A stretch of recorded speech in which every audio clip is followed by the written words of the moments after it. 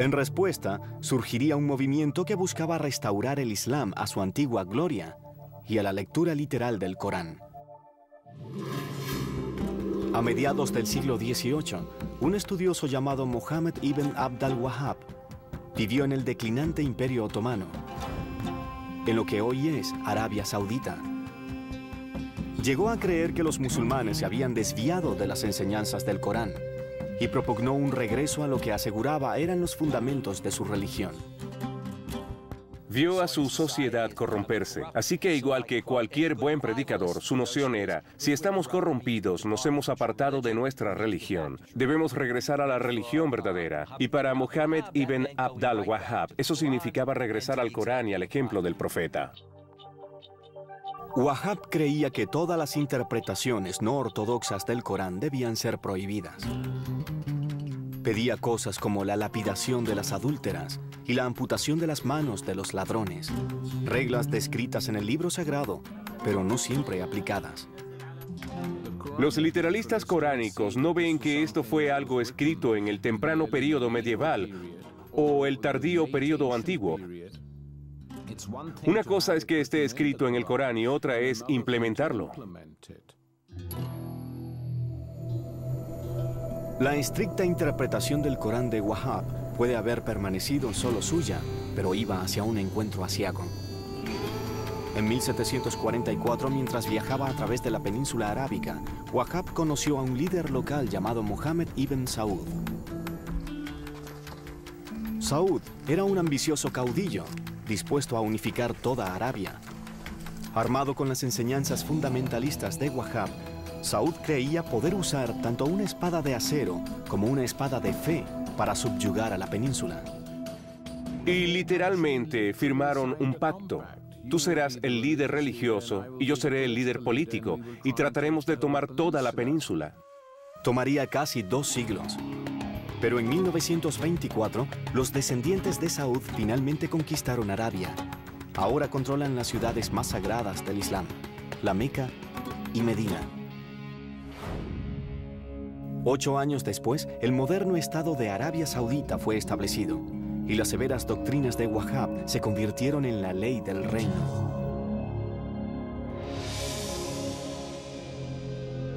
Pero no sería Wahhab quien crearía la doctrina fundamentalista de la era moderna.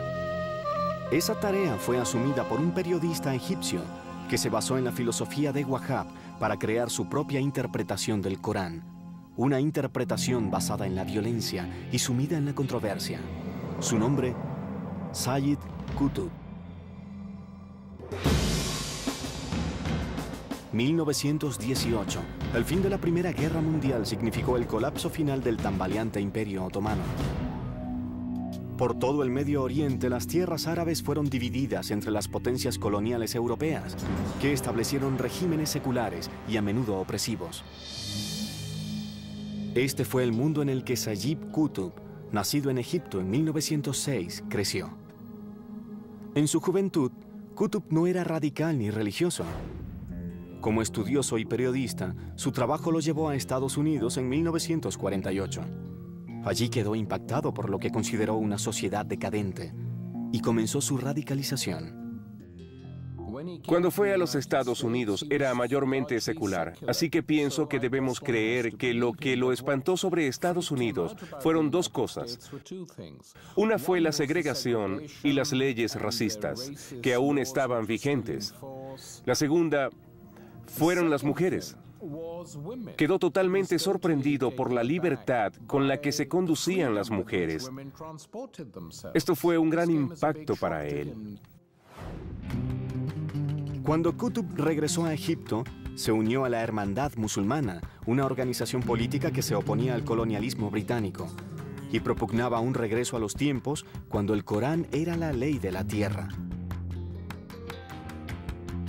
La transformación de Qutb se aceleró cuando en 1954 el presidente egipcio Nasser comenzó una represión contra la Hermandad Musulmana. Qutb fue arrestado y puesto en prisión. Fue realmente en las húmedas y sádicas prisiones del Egipto de Nasser que Qutb quien fue repetidamente torturado, quien vio a tantos de sus hermanos musulmanes torturados y asesinados, que esta reinterpretación radical del Corán se afianzó en él, en la que él ya no creía que predicar y vivir una buena y moral vida musulmana fuese suficiente para cambiar las sociedades árabes y musulmanas, que hacía falta una revolución. Su interpretación del Islam se convirtió en una interpretación del Islam asediado y de los musulmanes asediados.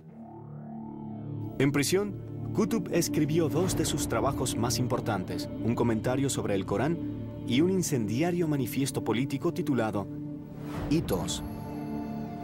Igual que Wahhab, aseguraba que solo el Corán era la fuente del conocimiento y la guía para la vida diaria. Qutb creía que solo retornando a la verdadera fe podría salvarse el Islam. Qutb también encontró en el Corán la justificación para la lucha armada contra aquellos que se interpusieran.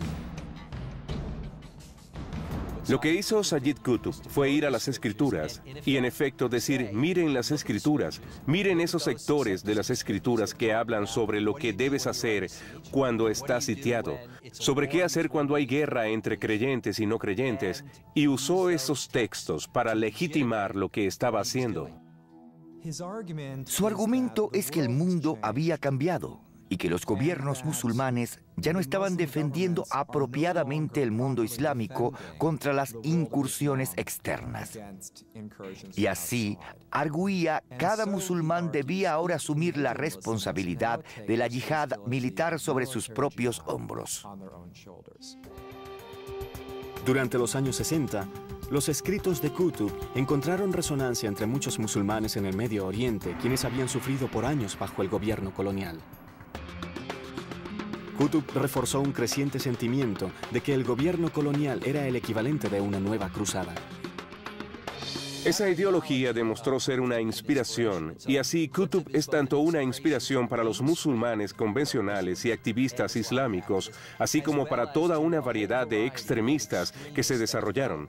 Esto se extiende hasta personas como Osama Bin Laden y Al-Qaeda. El legado entregado por Wahhab y Qutb a los extremistas musulmanes en las décadas que siguieron hizo que muchos, tanto musulmanes y no musulmanes, mirasen más de cerca el Corán, disparando un debate sobre el verdadero significado de sus misteriosos versos. Por más de 14 siglos, el Corán ha sido una fuente de guía para los musulmanes de todo el mundo. Pero lo que los creyentes encuentran en sus páginas a menudo ha dependido de lo que estén buscando. Igual que casi todos los libros sagrados, el Corán contiene una variedad de significados que son en ocasiones contradictorios y difíciles de reconciliar. Hay numerosos versos que llaman a los creyentes a vivir pacíficamente y a crear una sociedad construida en la justicia y el entendimiento. Capítulo 16, verso 90. Mirad, que Alá disfruta la justicia y el acto de bien y de generosidad hacia los demás hombres. Y Él prohíbe todo lo vergonzoso y todo lo que va contra la razón. Pero otros versos en el Corán les ordenan a los musulmanes levantarse en armas contra los no creyentes. Capítulo 9, verso 29. Luchen contra aquellos que no creen en Alá ni reconocen la religión de la verdad, hasta que paguen con sumisión voluntaria y se sientan a sí mismos subyugados. En años recientes, un relativamente pequeño pero creciente porcentaje de musulmanes ha encontrado en versos como estos la justificación para una ideología violenta. Existe de un modo muy real una lucha por el alma del Islam entre la mayoría y la minoría. Una minoría que, aún siéndolo, es peligrosa y puede tener un impacto más allá de su número. En 1998, Osama Bin Laden citó uno de estos versos. Luchen y destruyan a los paganos donde los encuentren. Captúrenlos y tómenlos prisioneros y mientan en espera de ellos en cada estratagema de la guerra. Osama Bin Laden citó el Corán y también el ejemplo del profeta para tratar de justificar sus acciones y las acciones de sus otros líderes radicales al seguir su forma de yihad. Pero estudiosos musulmanes y no musulmanes señalan que el uso de Bin Laden del Corán es selectivo y distorsionado. Lo interesante es que cuando revisamos los versos del Corán que cita Bin Laden, él juega con ellos de manera de hacerlos ver más militares de lo que en realidad son. Él cita un verso que habla de la necesidad de luchar y matar a los no creyentes. Y allí se detiene, pero el verso continúa. También dice, pero cuando el enemigo deje de ser una amenaza, cuando deje de pelear, entonces recuerda que Alá es piadoso. Recuerda que la guerra no es el camino principal que debes seguir. Los estudiosos argumentan que este tipo de distorsión es común entre los musulmanes radicales, que insisten en que hubo una vez un tiempo cuando los seguidores del Corán aceptaban una sola interpretación de sus palabras y vivían por esa interpretación. Esta concepción de que había esa versión del Islam a la que podíamos regresar antes de que fuese fracturada y separada en estas versiones en competencia del Islam es sencillamente falsa. Nunca existió. Desde el primer momento en que el profeta Mahoma reveló las primeras palabras del Corán, este fue absorbido e interpretado de maneras totalmente diferentes por toda una gama de personas diferentes dentro de la comunidad.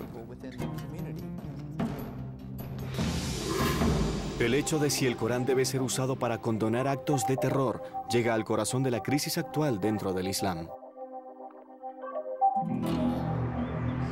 Las raíces de esa crisis pueden encontrarse en la lucha que casi todas las otras religiones han encarado. ¿Cómo mantener el estatus de sus textos sagrados en un mundo moderno que parece negar su relevancia? El Islam y los musulmanes atraviesan un periodo análogo al que han atravesado otras religiones, el judaísmo y el cristianismo. Y los musulmanes han estado luchando con esto desde finales del siglo XIX. La relación de tradición a modernidad o posmodernidad, ¿en qué se relaciona? El fundamentalismo es una reacción al modernismo, es una reacción al cambio. El cambio es inevitable, y ya que el cambio es inevitable, el fundamentalismo será inevitable. También es inevitable que los creyentes busquen en el Corán las respuestas sobre el futuro. El Corán ha sido usado para definir el futuro, pero él mismo no pretende guardar los secretos del futuro. Finalmente, el futuro que le preocupa a el Corán es el fin de los tiempos. Sin embargo, eso no ha impedido que algunos aseguren encontrar predicciones específicas en sus páginas. Un hombre musulmán, refiriéndose a versos del Corán que hablan de un gran diluvio, predice que un poderoso tsunami golpeará a Estados Unidos en el año 2007 como castigo por crímenes contra la humanidad. Pero la mayoría de los estudiosos desacreditan este tipo de profecías como otra lectura distorsionada del texto. Así que hay muchas maneras diferentes de interpretar el significado del texto. Realmente la dificultad no es lo que dice el texto, sino lo que queramos que signifique.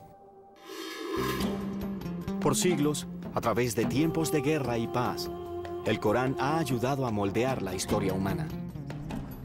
Los mensajes en el libro sagrado del Islam han sido usados para iniciar algunas de las más grandes civilizaciones del mundo y han sido citados como inspiración para actos de barbarismo. Los musulmanes respetan el Corán, son motivados por el Corán. El reto es llegar a los musulmanes y confrontarlos con un espejo, sostener el espejo frente a ellos y preguntarles de dónde vienen. ¿Procede del Corán? ¿O son los mensajes de paz, compasión, amistad y conocimiento más fuertes en el Corán?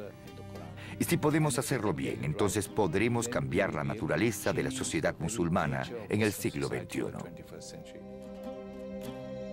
A causa de lo extendido de la alfabetización, de lo extendido del acceso al Corán, los individuos musulmanes, y particularmente las mujeres, llegan al Corán por ellas mismas, para ellas mismas, muchas por primera vez.